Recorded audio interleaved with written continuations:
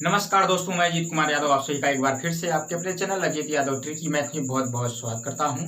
आज आप लोगों को मैं पढ़ाने वाला है एवरेज, यानी कि आपका औसत आप लोगों को पढ़ाया जाएगा एकदम से बेसिक से आपको आज सिखाया जाएगा। यानी कि एवरेज का यह थियरी क्लास है और इसमें कुछ छोटे छोटे आपको प्रश्न भी बताए जाएंगे, क्योंकि एवरेज से प्रत्येक परीक्षाओं में कॉम्पिटिटिव एग्जाम में इससे एवरेज से औसत से सवाल पूछे जाते हैं। तो ऐसे सवालों को कैसे हल किया जाता है एकदम साधारण ट्रिक के साथ आप लोगों को मैं एकदम से बेसिक चीजें बताते हुए आगे चलूंगा। तो सबसे पहले एवरेज को जानने से पहले हम जब गणित पढ़ रहे हैं तो गणित की जो संख्या होती है उसके बारे में थोड़ा हम जान लेते हैं। कि जैसे आपको कोई पूछ देता है कि सम संख्या क्या होती है, विषम संख्या क्या होती है, प्राकृतिक संख्या क्या होती है और भाज्य संख्या क्या होती है, अभाज्य संख्या क्या होती है। अब इसके बारे में हम आपको पहले बताएंगे, फिर उसके बाद एवरेज का सवाल बताएंगे। क्योंकि सम संख्या, विषम संख्या, भाज्य संख्या, अभाज्य संख्या, प्राकृतिक संख्या ये बहुत इंपॉर्टेंट हो जाता है सबको जानना। गणित पढ़ने से पहले आपको इसको जानना बहुत जरूरी है। तो चलिए स्टार्ट करते हैं। यहाँ से पहले प्राकृतिक संख्या की बात आती है। पहला आपका प्राकृतिक संख्या, यहाँ से हम करते हैं प्राकृतिक संख्या। प्राकृतिक संख्या किसे कहते हैं, पहला कंडीशन बनता है प्राकृतिक संख्या। तो देखिए प्राकृतिक संख्या एक से लेकर अनंत तक जितनी भी संख्याएं होती हैं उसे प्राकृतिक संख्या कहते हैं। यानी कि आपका एक से अनंत तक 1, 2, 3, 4, 5, 6, 7 ऐसे डाट करके ये अनंत तक जितनी भी संख्या है, अनंत तक की सभी संख्याओं को प्राकृतिक संख्या के अंतर्गत लिया जाता है। इसे प्राकृतिक संख्या कहते हैं। और दो क्रमांगत प्राकृतिक संख्याओं के बीच का अंतर 1 होता है। दो क्रमांगत प्राकृतिक संख्याओं के बीच का अंतर 1 होता है। जैसे अब ध्यान से देखिए, 2 और 1 ये क्रमांगत है 2 और 1, तो 2 में से 1 घटाएंगे तो इसके बीच का अंतर आपका 1। 3 और 2 के बीच का अंतर 1, 4 और 3 के बीच का अंतर 1, 5 और 6 के बीच का अंतर 1, 7 और 6 के बीच का अंतर 1। कहने का मतलब यह है कि प्राकृतिक संख्या अगर है और वो क्रमांगत प्राकृतिक संख्याओं अगर है और क्रमांगत है तो उनके बीच का जो अंतर होगा वह 1 के बराबर होगा। ये कहने का हमारे मतलब है। तो आप समझ गए होंगे कि प्राकृतिक संख्या किसे कहते हैं। 1 से लेकर अनंत तक की जितनी भी संख्याएं होती है उसे प्राकृतिक संख्याएं कहते हैं। और प्राकृतिक संख्याओं में दो क्रमांगत प्राकृतिक संख्याओं के बीच का अंतर 1 होता है, ये आप जानते रहिए। अब आपका इसी प्राकृतिक संख्या से हमको सम संख्या मिलेगी, विषम संख्या मिलेगी। चलिए अब हम यहाँ से आपको बात करते हैं कि सम संख्या। दूसरा आपका आता है सम संख्या। ये आप जानिए कि सम संख्या वह संख्या जो 2 से पूरी तरह से विभाजित हो जाए, पूरी तरीके से विभाजित हो जाए उसे हम सम संख्या कहते हैं। तो 2 से विभाजित होने वाली संख्या देखिए 2, 4, 6, 8, 10, 12, 14, ये आपका 16, ये 18 और ये आपका 20। ऐसे डाट करके ये अनंत तक जाएगा भैया। क्योंकि सम संख्या है तो सम संख्या वह संख्या होती है जो 2 से पूरी तरीके से कट जाती है। और सम संख्या की एक और विशेषता होती है कि 2 क्रमांगत सम संख्याओं के बीच का अंतर सदैव 2 होता है। 2 क्रमांगत सम संख्या के बीच का अंतर 2 होता है। जैसे आप देखिए यहाँ 2 और 4 के बीच का अंतर 2, और 6 और 4 के बीच का अंतर 2, 8 और 6 के बीच का अंतर 2, 10 और 8 के बीच का अंतर 2, 12 और 10 के बीच का अंतर 2। तो कहने का मतलब है कि सम संख्याओं के 2 क्रमांगत सम संख्याओं के बीच का अंतर 2 होता है। ये आप समझ गए होंगे। अब चलते हैं विषम संख्या के बारे में बात करते हैं। विषम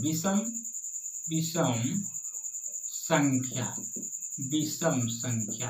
अब आप देखिए विषम संख्या किसे कहते हैं। वह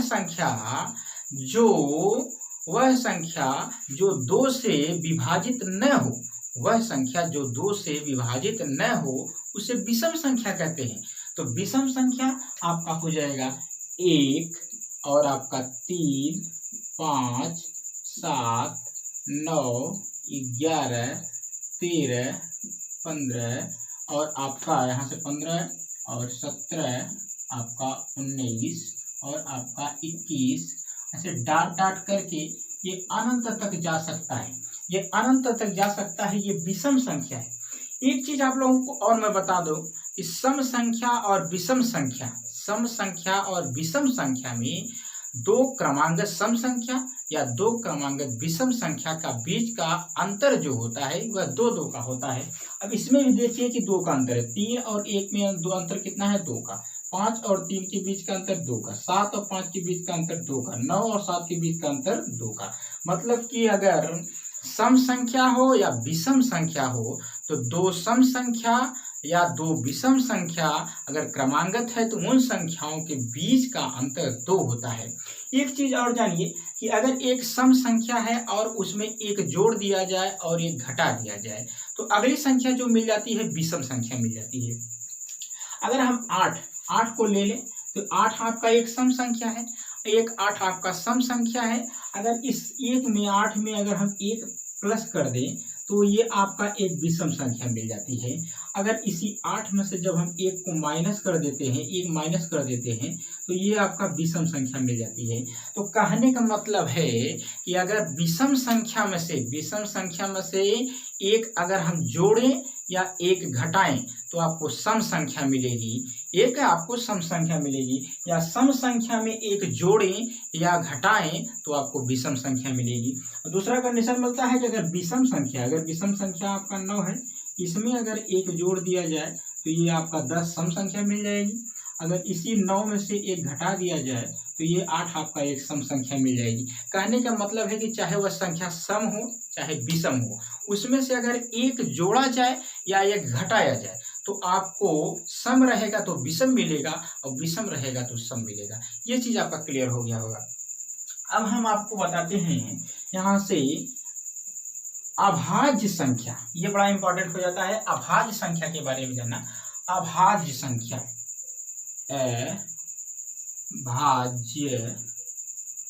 अभाज्य संख्या, थोड़ा आप लोग वर्तनी शुद्ध कर लीजिएगा। अगर अभाज्य संख्या किसे कहते हैं, सब बहुत ही इंपॉर्टेंट है। अभाज्य संख्या वह संख्या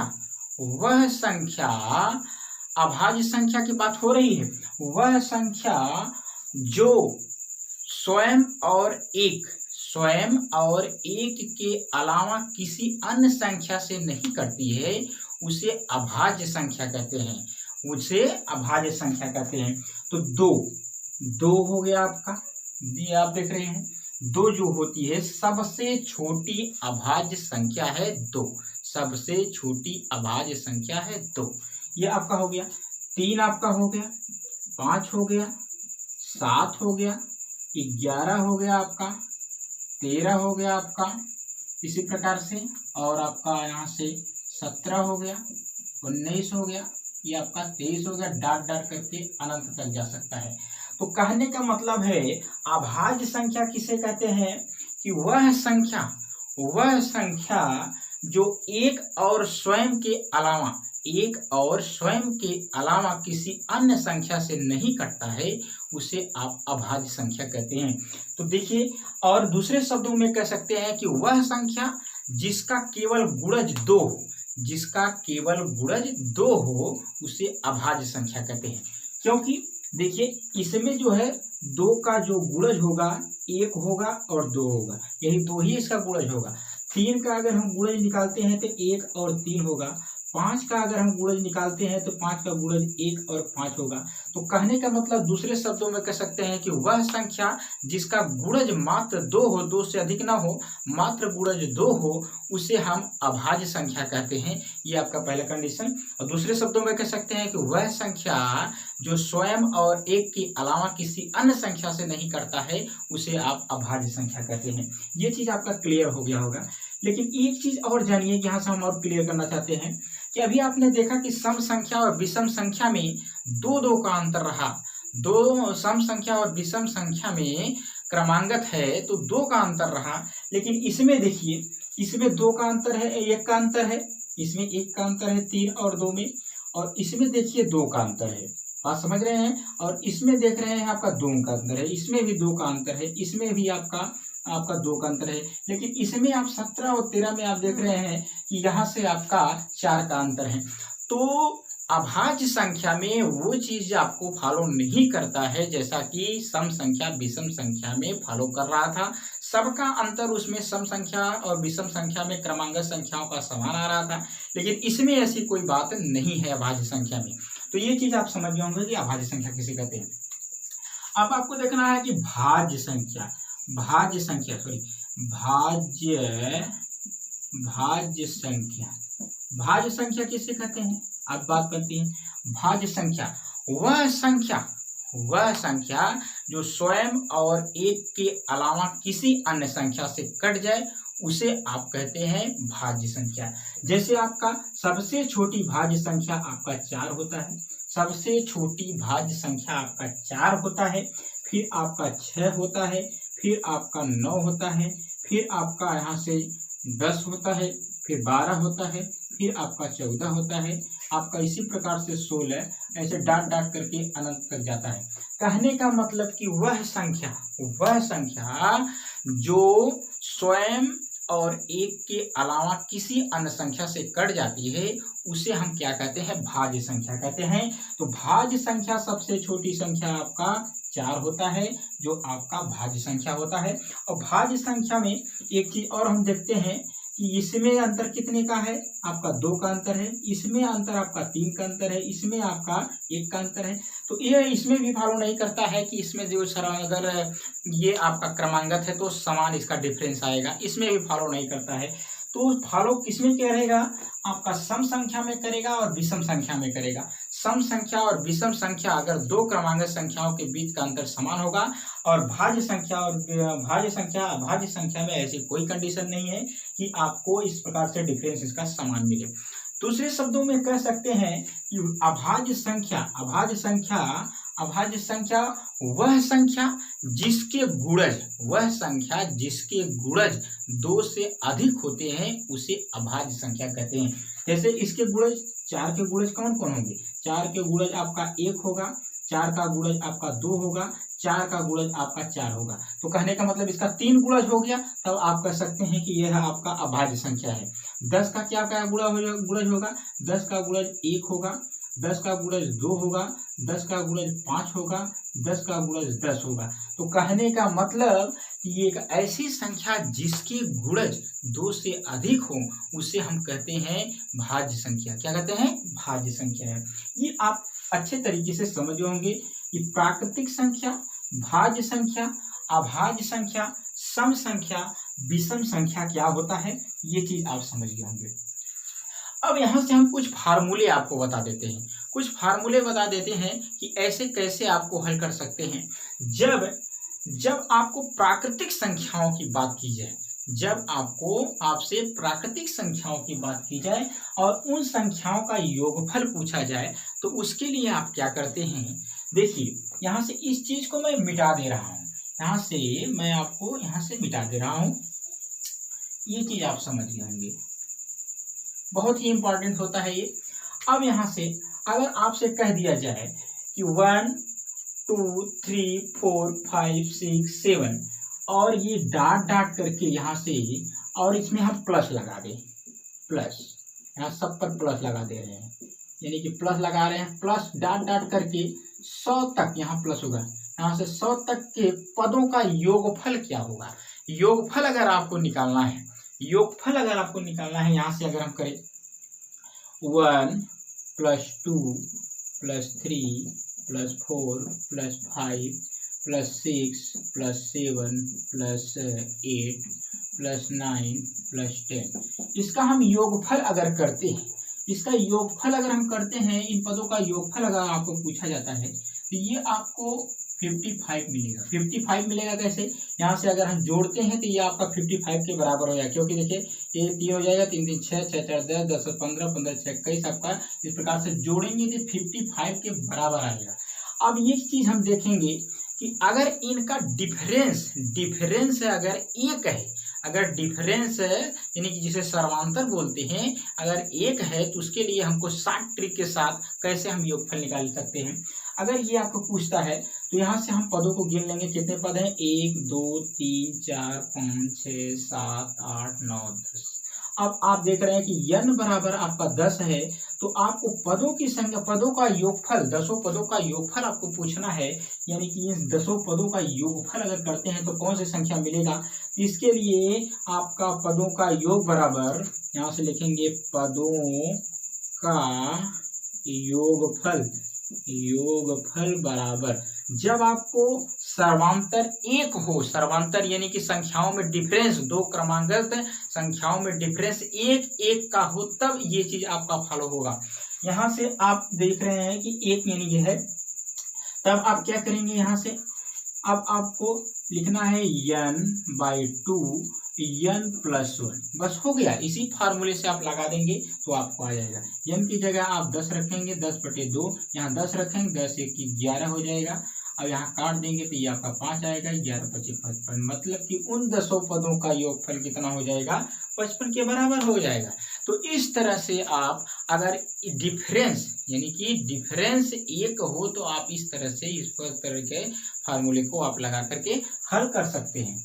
बात समझ गए, किस कंडीशन पे, जब डिफरेंस इसका एक हो। अगर आपसे कह दिया जाए, अगर आपसे कह दिया जाए 50 + 51 + 52 प्लस आपका 53 प्लस डाट डाट करके 100 तक के पदों का योगफल क्या होगा, 100 तक के पदों का योगफल क्या होगा। तो यहाँ से आपको निकालना है। सबसे पहले आप जानिए, यहाँ से अगर इस तरह का आपका प्रश्न मिल जाता है, इस तरह से प्रश्न मिल जाता है, तो आपको करना क्या है भाई, यहाँ से आप ध्यान दीजिएगा, यहाँ से आप ध्यान देंगे तो आपको सबसे पहले पहला पद पता करना होता है कि पहला पद क्या है। तो पहला पद आप देख रहे हैं यहाँ से 50 है, तो पहला पद आपका 50 हो जाएगा। अब इसमें हम सर्वांतर देख रहे हैं, इन दोनों में अंतर कितने का है, इन दोनों में 1 का अंतर, इन दोनों में 1 का अंतर, इन दोनों में इसके 54 होगा तो इन दोनों में 1 का अंतर, सबके अंदर दो क्रमांक संख्याओं के बीच का अंतर कितना आ रहा है, 1 1 का है। तो यहाँ से सर्वांतर हम डी पा जाएंगे, क्या पा जाएंगे, डी पा जाएंगे। और पदों की संख्या कितनी है, पदों की संख्या 50 से लेकर 100 तक पदों की संख्या आपको हो जाएगी 50, क्योंकि 50 से 100 तक जाने में 50 पद क्रॉस करना होता है, 51 52 53 54 55। तो इस प्रकार से आपको 50 हो जाएगा। अब आपको निकालना है 100 तक के पदों का योगफल, तो उसके लिए एक दूसरा फार्मूला बनेगा। दूसरा फार्मूला क्या बनेगा, पदों का योग बराबर पदों का योगफल, पदों का योगफल बराबर, यहाँ से आपको क्या फार्मूला बनेगा, ये फार्मूला आपका बनेगा n/2 और ब्रैकेट में 2a + n-1 × d, बस यही फार्मूले से आप हल कर देंगे, आपको मिल जाएगा। n की जगह आप रखेंगे 50 और 50 में जब 2 का भाग देंगे तो ये आपका 25 मिल जाएगा। ब्रैकेट के अंदर a की जगह यहाँ रखेंगे 50, 50 दूनी आपका हो जाएगा 100 और n की जगह आप रखेंगे 50, 50 में से 1 घटाएंगे तो आपको मिलेगा 49, 49 में सर्वांतर कितने हैं, 1 का है, सर्वांतर देख रहे हैं 1 का है, तो उसमें गुणा करेंगे तो यही आपका 49 मिलेगा। अब इसको हम क्या करते हैं, जोड़ देते हैं, इसको हम हल कर देंगे और इसके बीच गुणे का चिन्ह है, इसको जोड़ेंगे तो 149 हो जाएगा। अब 149 का जब हम इसमें गुणा कर देंगे तो आपको मिल जाएगा कि 50 से लेकर के 100 तक के सभी पदों का योगफल कितना हो जाएगा। अगर इस तरह का प्रश्न मिलता है तो आप इस तरह से इस फार्मूले से करेंगे। चलिए अब हम कुछ आपको और बताते हैं कि सम संख्या और विषम संख्या का योगफल अगर आपसे पूछता है तब आपको क्या करना होगा यहाँ से। ठीक, अब देखिए अगर आपसे पूछ दिया जाए, अगर आपसे पूछ दिया जाए कि 2 + 4 + 6 + 8 + 10 + आपका 12 + 14 प्लस 16 प्लस 18 प्लस आपका 20। पदों का योगफल क्या होगा भैया? पदों का योगफल पूछ रहा है, तो यहाँ से आप देख रहे हैं कि इन दोनों के बीच डिफरेंस कितने का है। इन दोनों का बीच डिफरेंस 2 का, इन दोनों का बीच डिफरेंस 2 का, इन दोनों के बीच का डिफरेंस 2 का, मतलब कि अंतर इसका कितने का आ रहा है? 2 का समान आ रहा है। तो सबसे पहले पहला पद निकाल लेंगे। तो पहला पद यहाँ से देख रहे हैं 2, सर्वांतर जो अंतर होता है इसे 2 कहते हैं। पदों की संख्या देख लीजिए कितना है, 1 2 3 4 5 6 7 8 9 10। 10 पद है तो n बराबर आपका हो जाएगा 10। अब कह रहा है कि इन 10 पदों का योगफल, इन 10 पदों का योगफल क्या होगा?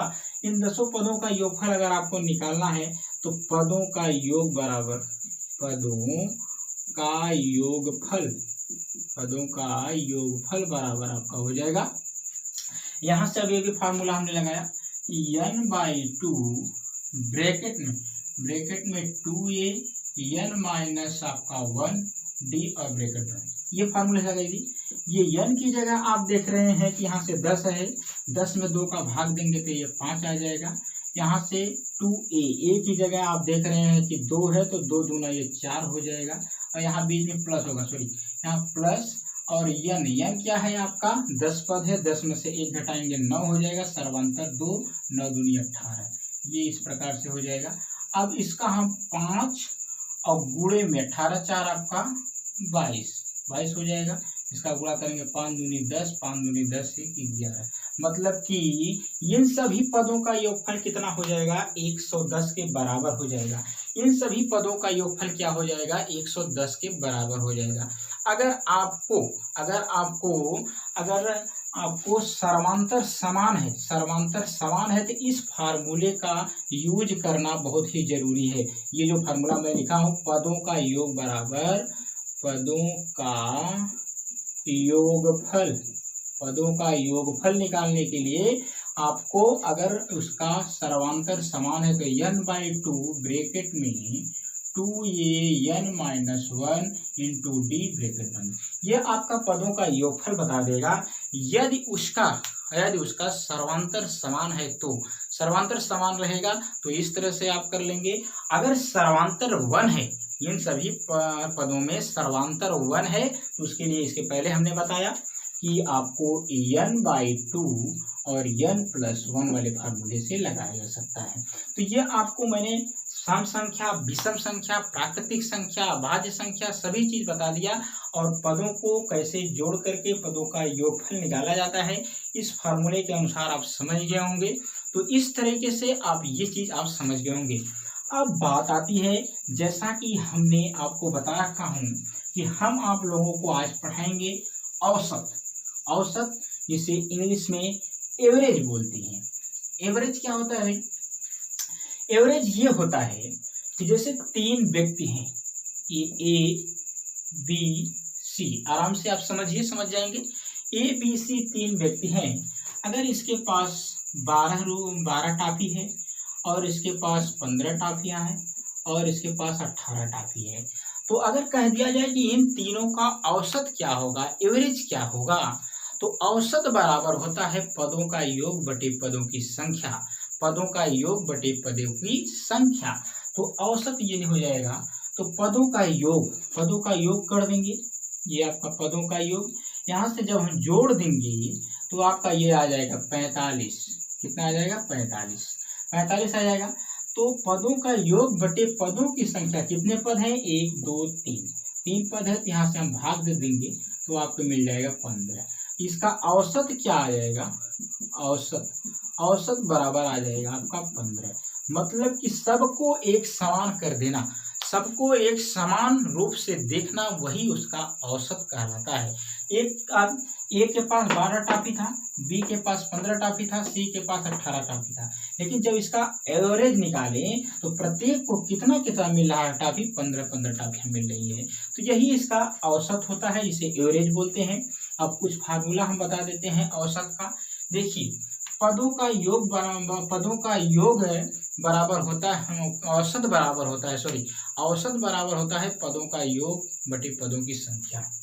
औसत, इस ध्यान समझिए, औसत, औसत बराबर पदों का योगफल, योगफल और बटे में पदों की संख्या, ध्यान से समझिए, पदों की संख्या, पदों की संख्या, ठीक, पदों का योग बटे पदों की संख्या, ये चीज आप समझिए, ये फार्मूला है।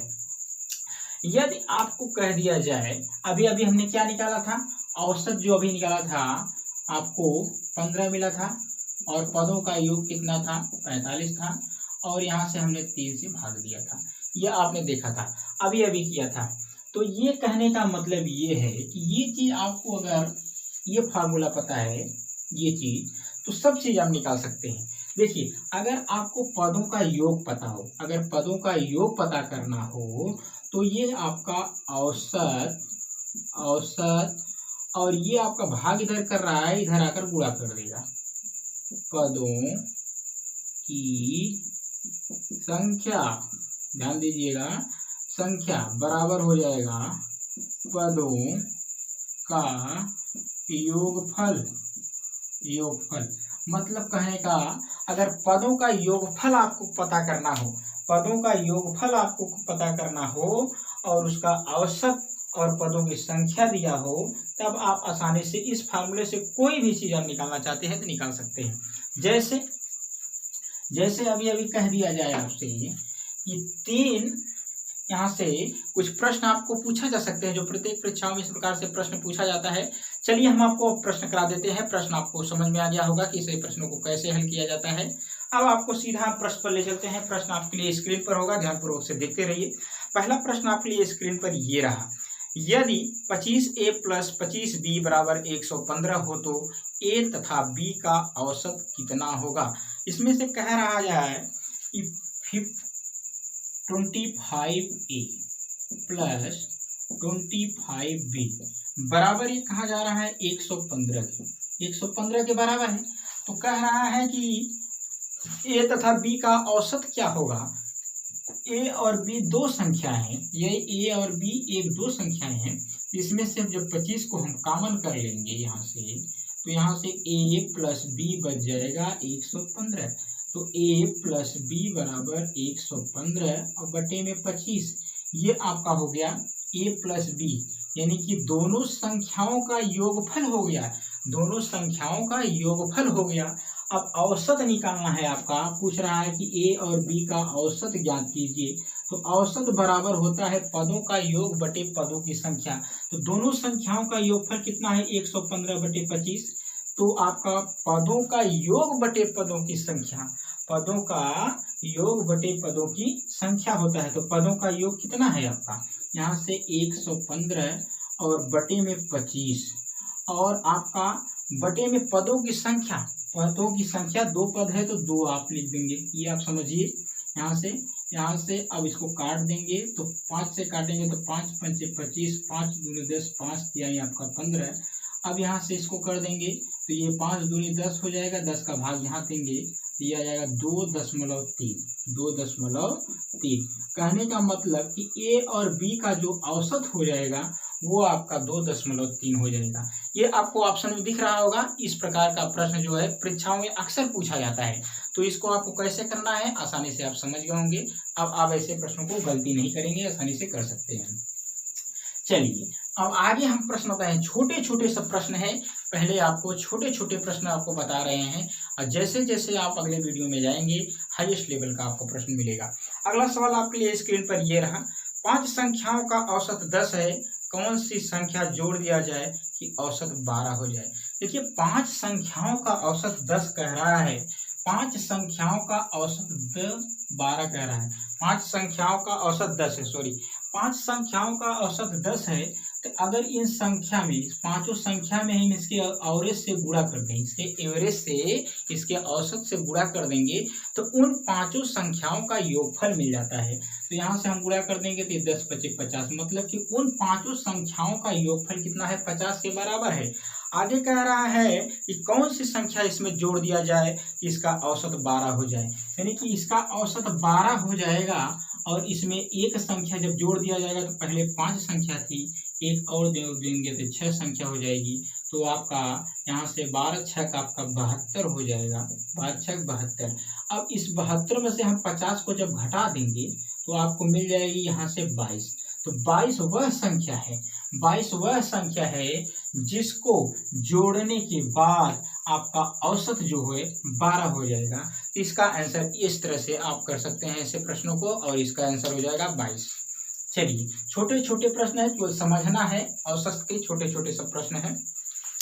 अगला सवाल आपके लिए स्क्रीन पर ये रहा, यदि 7 क्रमांगत संख्या का औसत 33 हो तो इनमें से सबसे बड़ी संख्या कौन सी होगी। 7 क्रमांगत संख्याओं का औसत, देखिए 7 क्रमांगत 7 संख्या है और इसका औसत कितना दे रखा है, 33 है। तो जब 7 का हम 33 में इसके एवरेज में गुणा कर देते हैं तो पदों का योग मिल जाता है। यानी कि पदों का योग बराबर अभी अभी क्या लिखा था मैंने, पदों की संख्या गुणे औसत। तो यहाँ से आप गुणा करेंगे तो 7 त्रिक 21, 7 त्रिक 21 और 2 आपका हो जाएगा 23 आपका।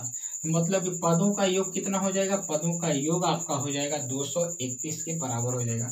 आगे कह रहा है कि 7 क्रमांगत संख्या है, 7 क्रमांगत संख्या है, 7 क्रमांगत संख्या ध्यान दीजिए। तो पहली संख्या क्रमांगत x हो जाएगी, दूसरी संख्या x प्लस 1 हो जाएगी, तीसरी संख्या x प्लस 2 हो जाएगी, और चौथी संख्या आपका x प्लस 3 हो जाएगी, और पांचवी संख्या आपका x प्लस 4 हो जाएगी, और छठवीं संख्या x प्लस आपका 5, और अगली संख्या x प्लस 6 हो जाएगा, जिसका योगफल आपको निकालना है। यहाँ से 7 का राज 1 2 3 4 5 6 7, इसका योगफल, इन सभी का योगफल यहाँ प्लस कर दीजिए, यहाँ प्लस, यहाँ प्लस, यहाँ प्लस, यहाँ पर प्लस, यहाँ पे प्लस।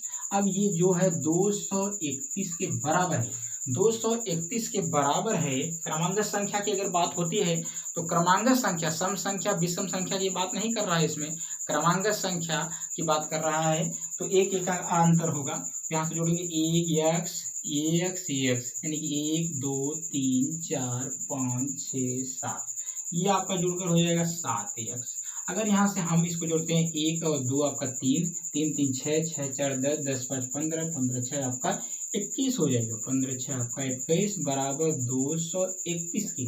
अब इसको हम हल कर देंगे, इसको जब हम हल कर देंगे तो 231 माइनस 21 हो जाएगा, घटा दीजिए यहाँ से 0 1, 210 हो जाएगा, 210 7x, और x बराबर आपका इसको भाग कर देंगे तो 7 त्रिक 21 यानी कि 30 आ जाएगा, x बराबर आपका 30 आ जाएगा।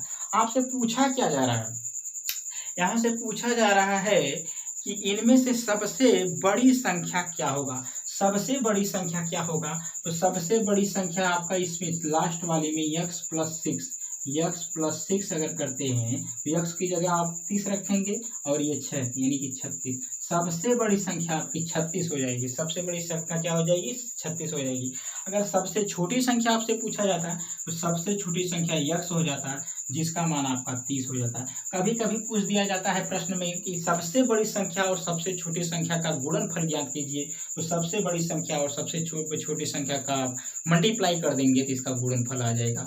अंतर पूछेगा तो घटा देंगे, जैसा आपको पूछेगा वैसा आप कर सकते हैं।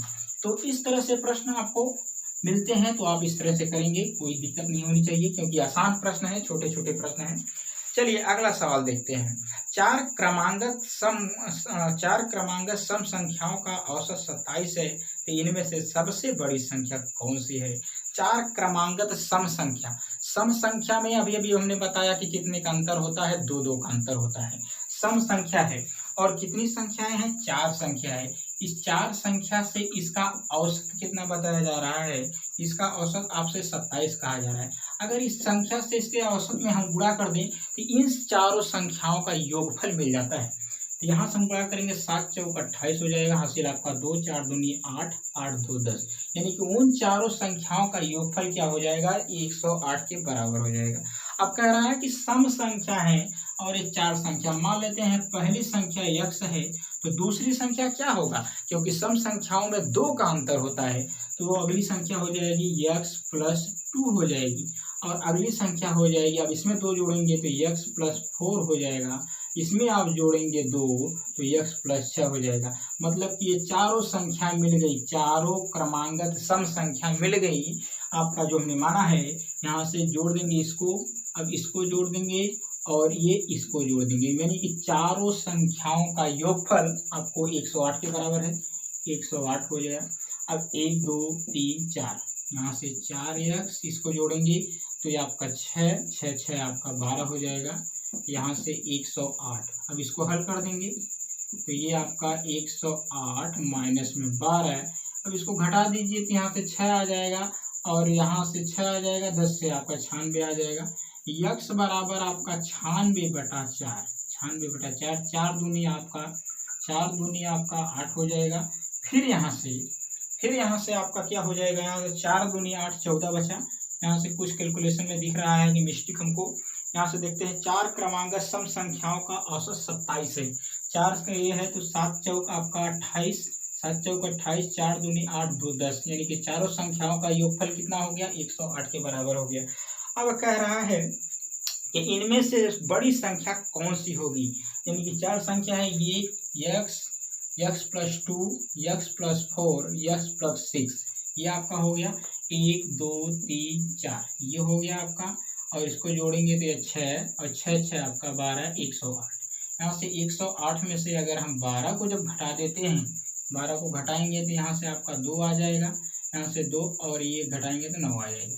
अब इसका हम भाग जब करते हैं तो 4 दूनी 8 हो जाएगा और यहाँ 14 हो रहा है, यहाँ से सॉरी देखिए यहाँ पर थोड़ा सा गलती हुआ था, यहाँ से 96 हो रहा है ना, तो 96 हो रहा है 4x बराबर, तो x बराबर आपका 96/4। अब भाग कर देंगे तो 4 दूना 8 हो जाएगा, 4 चौके 16 हो जाएगा, x बराबर आपका 24 आएगा, x बराबर 24 आएगा। अब आपसे पूछ रहा है कि इसमें से सबसे बड़ी संख्या कौन होगा, तो सबसे बड़ी संख्या की बात कर रहा है यहाँ, सबसे बड़ी संख्या, तो सबसे बड़ी संख्या x प्लस 6 होगा, तो x प्लस 6, x की जगह आप 24 रखेंगे प्लस 6 रखेंगे तो आपको सबसे बड़ी संख्या 30 हो जाएगी।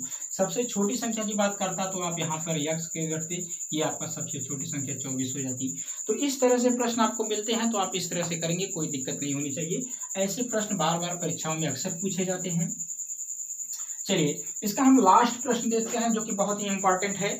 इसमें से कहता है कि ए बी सी तथा डी 4 क्रमांगत विषम संख्याओं का औसत 42 है, तो बी डी का गुणनफल क्या होगा या कितना होगा, ये आप जान कीजिए। 4 संख्या है ए बी सी और डी। अब कह रहा है इन चारों का औसत जो है, इन चारों का औसत कितने के बराबर है भाई, औसत इसका 42 के बराबर है, ये औसत बराबर 42 है। तो आपसे कह रहा है कि बी और डी का गुणनफल ज्ञात कीजिए। तो यहाँ से आप देखिए 4 संख्या है, तो इन चारों संख्याओं का योगफल पहले हम निकालेंगे। तो योगफल, संख्याओं का योगफल आप निकाल लीजिए, संख्याओं का योगफल बराबर होता है संख्या, ये पदों की संख्या गुणे औसत। पदों की संख्या आपका 4 है, औसत कितना है 42, इसका गुणा करेंगे तो 4 दूनी 8, 4 चौके 16, यानी कि उन चारों संख्याओं का योगफल कितना हो जाएगा 168 के बराबर होगा। अब संख्या कैसी है, विषम संख्या है। विषम संख्या में 2 का अंतर होता है, हमने आपको बताया है। तो विषम संख्या मान लेते हैं कि पहली जो विषम संख्या है x है, दूसरी विषम संख्या x प्लस 2 होगी, तीसरी विषम संख्या x प्लस आपका 4 होगी और चौथी विषम संख्या x प्लस आपका 6 होगी। अब इनको जोड़ देना है, x plus 2 plus x plus 4 plus x plus 6 बराबर में आपका 168 के बराबर। अब इसको जोड़ेंगे 1 2 3 4x, ये आपका 4x और 2 4 6 हो जाएगा, 6 6 आपका 12 हो जाएगा, 168। इसको घटाएंगे तो 4x बराबर 168 माइनस में 12 घटाएंगे तो ये 6 आएगा, 5 आएगा, 156, यानी कि 4x बराबर इतना। तो आपका 156 बटे में 4, 4 तिहाई 12, 4 तिहाई 12, 3 आपका बचा, आपका 36, 4 9 36, यानी कि x बराबर क्या मिलेगा 39। x बराबर क्या मिलेगा 39, x का मान मिला 39। अब इसमें कह रहा है कि बी और डी का गुणनफल ज्ञात कीजिए। बी का मान क्या बता रहा है कि x+2, यहाँ x की जगह 39 रखेंगे और +2 कर देंगे। +2 है तो ये हो जाएगा 41, मतलब कि b का मान 41 मिल गया। अब d का मान आप देख रहे हैं यहाँ पे x+6 है, तो x की जगह आप रखेंगे 39 और 6 जोड़ेंगे तो ये हो जाएगा 45। इसका गुणनफल पूछ रहा है, b और d का गुणनफल, तो मतलब कि 45 में हमको करना किसने का गुणा है 41 का, कर दीजिए तो ये 5 हो जाएगा, 4 हो जाएगा, 5 चौका 20 हो जाएगा, 4 चौक 16, 16 दो आपका 18 हो जाएगा। जोड़ देंगे तो ये 5 हो जाएगा, 4 हो जाएगा, 1845 आपका आंसर हो जाएगा। तो 1845 ये आपका आंसर हो जाएगा। ऐसे प्रश्नों को किसी भी परीक्षा में अगर पूछा जाता है, ऐसा प्रश्न किसी भी परीक्षा में पूछा जाता है, तो पूरी गारंटी के साथ कहता हूँ कि इस प्रकार के प्रश्न को आप आसानी से करेंगे, कोई दिक्कत परेशानी नहीं होगा। ये हमारा औसत का बेसिक क्लास था, छोटे छोटे प्रश्न लिए गए थे, एकदम से छोटे छोटे प्रश्न थे कि आपको समझ में आए। अगला जो हमारा पार्ट बनेगा औसत का बहुत ही धमाकेदार होगा, और उम्मीद करते हैं कि ये चीज़ जितनी भी चीज़ें बताया हूँ आपको जरूर से जरूर समझ में आया होगा। दोस्तों, आप लोगों को मैं एक चीज़ कहना चाहता हूँ कि आप हमारे चैनल पर नए हैं, हमारे चैनल को अभी तक सब्सक्राइब नहीं किए हैं, तो नीचे रेड कलर का जो बटन दिख रहा है आपको सब्सक्राइब लिखा हुआ, उसको क्लिक करके आप हमारे चैनल को सब्सक्राइब कर लीजिए और बेल आइकन यानी कि घंटी की बटन जरूर से जरूर दबाइएगा, और अपने दोस्तों की इस वीडियो को अधिक से अधिक लोगों को शेयर कीजिएगा, और अपनी राय छोटी सी कमेंट हमें जरूर से जरूर दीजिएगा कि वीडियो आपको कैसा लगा, क्योंकि वीडियो काफ़ी मेहनत के साथ बनाया जाता है और आप लोगों को निःशुल्क शिक्षा घर पर दी जाती है। चलिए मिलेंगे नेक्स्ट वीडियो में, तब तक के लिए बहुत बहुत धन्यवाद।